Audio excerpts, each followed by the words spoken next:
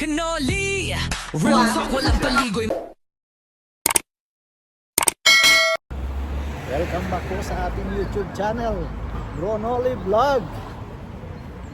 Guys, sa mga Joynatics, parang Joynians, pupuntahan ko ang bahay ni Joy. I-update ko sa inyo ang bahay ni Joy, pakikita ko. Kaya pupuntahan ko, bibidyohan ko. Ito po, makikita nyo na yung kabuuan ng bahay ni Joy Diwata. Pakikita ko po ang video sa inyo. Masisiyahan ang makakapanood nito sa mga nagmamahal kay Joy.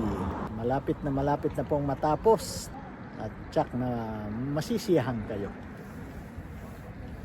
Guys, alam nyo po, andito ako ngayon sa Abbey Road, kung saan ito yung famous dito sa UK na crossing zebra. Ibig sabihin, yan po yung tawiran, no? Tawiran kung saan dito tumawid yung Beatles. Isang lugar na pinupuntahan, pasyalan ng mga taong pumupunta dito sa UK, sa London.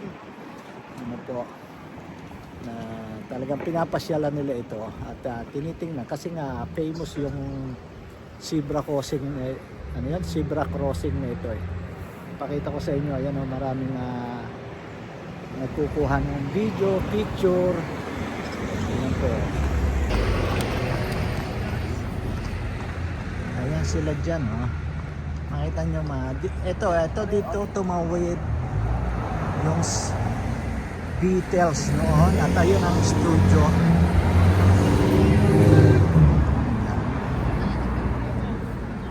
Tingnan nyo dyan, ha.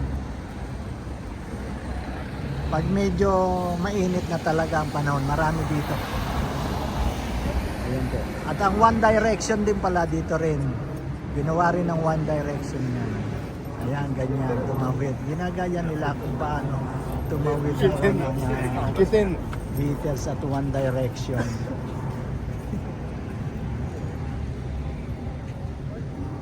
Ang nakakatuwa rito talaga, mababait. Bawal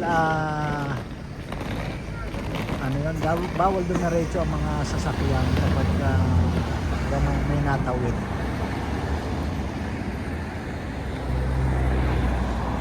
Tawid tayo. Tingnan natin ang ating sarili habang tayo tumatawid.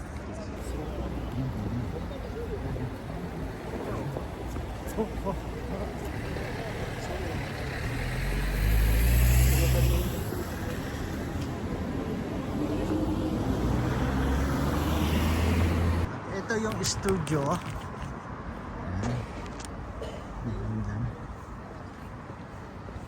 Ayan. Abbey Road. Ito ng bus, sasakay na ako ng bus. Ayan ang bus.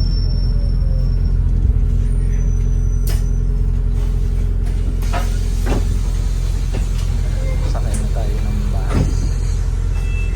Cannoli, real talk, walang paligoy. Makadiyos sa puso, sa gawa naglalagoy. Ang pagtulong sa kapwa, di para sa pabogi. It's all about the purpose, yeah, it's bigger than me. Maraming kaibigan, madaling lapitan. Anytime, anywhere, laging maaasahan. Masarap kaibigan, no fake, all real. Good vibes only, that's the kind of deal.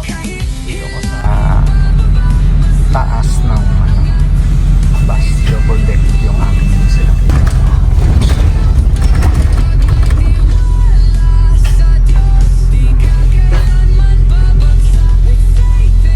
Klase rito.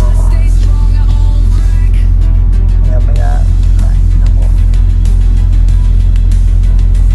mainit na ang panahon dito sa amin.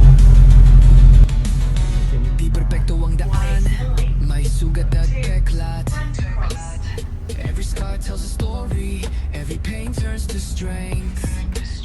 Nanda ng train, no? So, underground yan.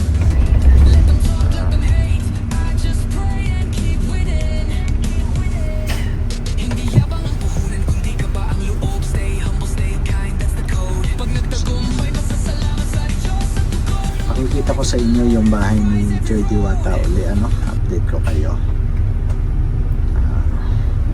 Maayos na po ang bahay at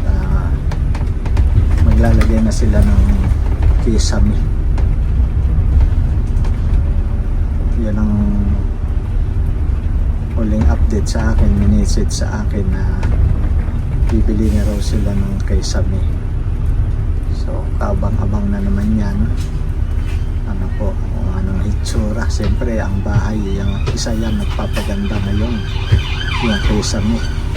Ano, at lalo na po yung design na yung PVC. Malaki na po ang nagagastos natin diyan sa babae na yan. Nasa 1M na. Napakaswerte ni Joy Diwata. Ano po, mayroon siyang nagkaroon ng bahay na may 1,000,000 ang presyo. Kasi talagang pulido po ang pagkakagawa ng bahay. Ayan ang mga pulis dito, naglalakad-lakad sila dito lang sa London. Ayan, hindi na rin maubos-ubos ang ginagawang karsada. Lagi na lang may ginagawang karsada at napakahirap pagka mayroong ginagawang karsada na sobrang traffic, lalo na po pagkakabasa ng mga estudyante. Mga rush hour ay talagang napaka-traffic. Ito simbahan dito. Ayan, no? Matandang simbahan na rin to rito. Ayan. Catholic Church.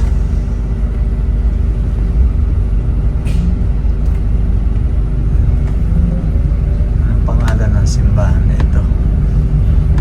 Simbahan na ito ay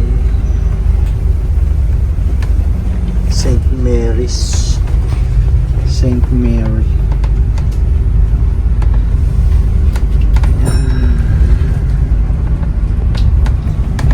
Ano nyo rito ang sikip ng daan, ano?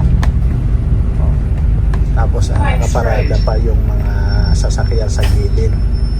Bihira po kasi rito ang ano talaga mga bahay na may garage. Ayan, hindi makalusot yung bus na sinasakyan ko kasi hindi kasya.